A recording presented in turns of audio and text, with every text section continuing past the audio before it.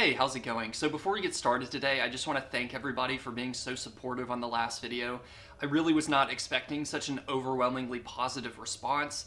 I know I didn't get that many views on it by any means, but everybody who did stop by and leave a comment, thank you so much. It means a whole lot to me, and I'm so thankful for all the support that I'm getting. So again, I just want to say thank you so much to everyone who liked, subscribed, and left comments.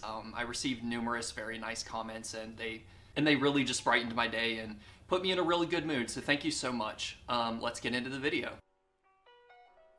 So you've probably already seen it in the title, so you know what I'm about to talk about, but just pretend like you didn't read the title, because I'm about to unbox something really special that I've wanted for a very long time, and I could not be more excited.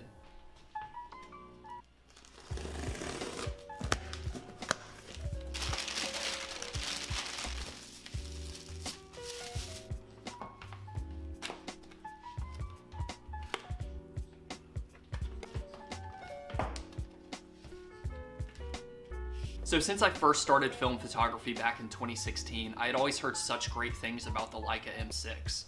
It's just a magnificent piece of German engineering, and honestly, it's an art piece in and of itself, and I figured if I got one, it would really make me want to take it out and be creative with it.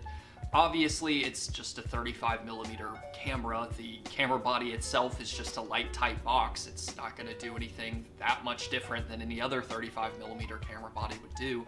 I just figured that if I bought something that really inspired me and made me want to go out and take pictures, that I would go out and practice more and more often, and I would obviously over time improve my photography, and I really think that's what the Leica M6 will do for me.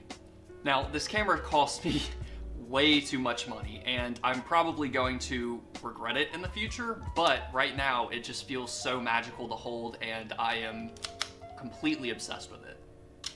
I also got the Voigtlander 50mm 1.2 knocked-on lens. I've heard great things about this lens. It looks phenomenally sharp. I haven't gotten a chance to use it yet, and I obviously haven't seen the pictures from this video, so hopefully it's as sharp as what I saw online. Now, as great as this lens might be, the reason that I mostly got it is because I don't have $8 grand to spend on a Leica Summilux, so this will be more than good enough. I tend to always gravitate towards 50mm lenses. It's just what I started with, and I just kind of see the world in that way. With a 50mm lens, I just know exactly what I'm going to get when I hold the camera up to my eye. I know that if I'm looking at something, I'm automatically going to know what that's going to look like in the frame, and it just makes it a lot easier for me personally to use a 50mm lens. I'm just used to it, I'm accustomed to it, and I just really like the look and the feel that it gives to photos, so 50mm is my ideal prime of choice. Today I'm also going to be shooting a film stock that I rarely ever shoot, and that is Kodak Tri-X. Like the last video, it's super bright outside today, and this is a 400 speed film, and obviously you can tell I'm sitting in front of a big window, and that's what's lighting me right now. So obviously shooting this at 400 speed would make the most sense. However, I'm going to push this film to 1600 just so that I can open up my lens just like last time and stop down and get as much in focus as possible. I'm going to be going down to the main downtown area and hopefully going to be taking pictures of some people, and obviously I want to have a fast enough shutter speed to be able to freeze their motion. Fingers crossed. Don't really know if anybody's going to be downtown today. It is a Tuesday, but we'll have to see. I'm also going to push this film to 1600 just because I love the amount of contrast and how dark the blacks get when this film is pushed. I love that really gritty, very grainy look that Tri-X gives, and the grain and the contrast is just drastically increased the more you push this film. So looking forward to pushing this to 1600 and trying out some black and white photography. Now, I rarely ever shoot black and white. My eyes just honestly don't see in that way. I definitely am drawn more to color, but I figured with the Leica M6, I should, you know, pay homage to it and put a roll of black and white legendary Kodak Tri-X through it, just like all the famous photographers did in the past with this camera. Now, obviously my pictures won't even come close to how great some of the greats are, but hopefully I can get something that works out relatively okay. But before we get started, I want to thank today's sponsor, no one, because why would you sponsor someone with 28 subscribers? Let's get into it.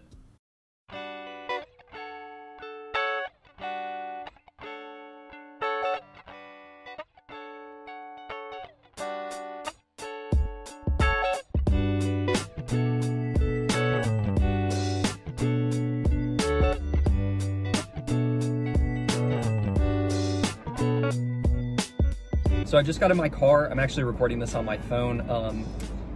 I'm gonna get some coffee. I think I could use some coffee before I take some pictures. So let's do that. Hi, how can I help you? Hey, can I get a large hazelnut iced coffee with cream? And that'll be all, please. All right, $3.45. All right, thank you. Y'all can make fun of me for my coffee order if you want. I know, it's bad. Actually, leave a comment if y'all know anything good to get from Dunkin', because I've literally always gotten the same thing, and I could definitely use something else. So I just got downtown, and there's not a whole lot of people on the street at all. So I'm going to see if I can get some pictures of people. If I can't, then I'm just gonna look for cool shadows and anything interesting that I see. It's kind of hard to do street photography of like people when you live in a city where people aren't really walking around. So I'll try my best, see what we get. All right, let's do it.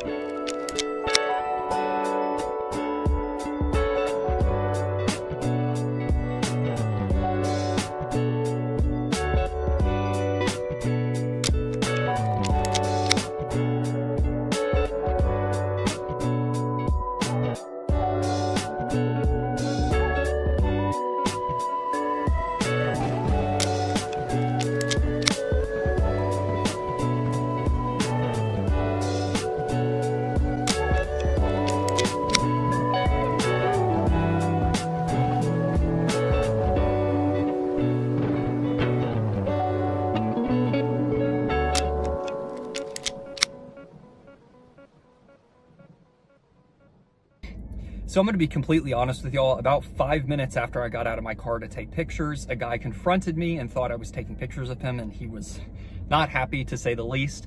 That's fair, but the funny thing is I wasn't pointing my camera anywhere near his direction. He just thought I was.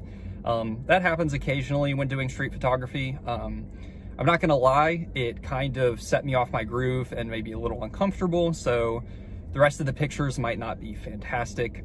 We'll have to see. I definitely was a little weary of people after that. Don't really like confrontation, never have. So let's get back into taking pictures and hopefully they turn out okay.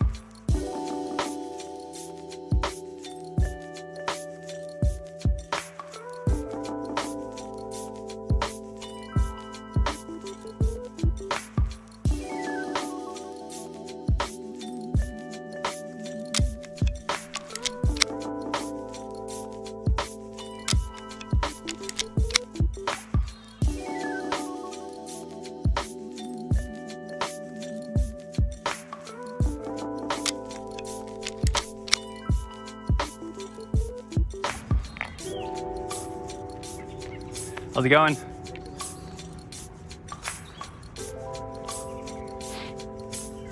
Getting any good ones?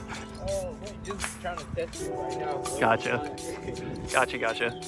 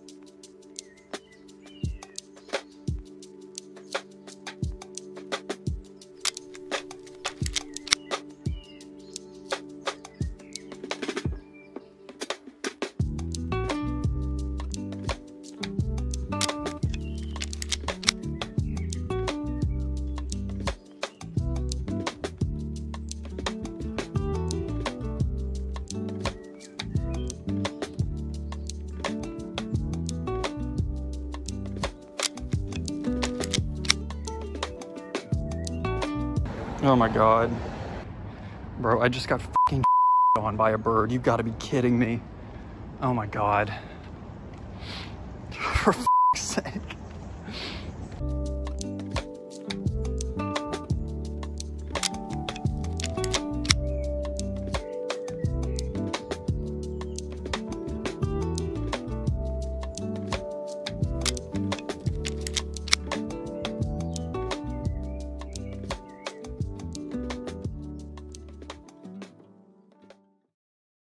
Thank you guys so much for watching. I hope you enjoyed this video. I had a lot of fun making it. I've yet to see the pictures, haven't gotten them developed yet, so I hope I got some good ones. Let me know in the comments which one was your favorite, if any of them are good or even turned out at all, to be honest. If you want to keep up with me, you can follow me on Instagram. I post there about 1 or 2 times a week. It just depends on how many rolls of film I shot and if I've gotten it developed. I would love to talk to some of you and just get more involved in the film community and just get to know some other fellow film photographers. You can also follow me on Twitter if you want to. I post a lot of garbage tweets, but you can definitely feel free to follow me if you want to. I also post film photos over on there. Finally, I have a link to my print shop in the description below. You can check that out if you want to. I really hope you enjoyed the video. If you did, if you could leave it a thumbs up, that would really help me out. You can also subscribe, of course, if you want to, and leave me any comments on constructive criticism or anything that you would like to see in the future. Thank you so much for watching, and have a great day.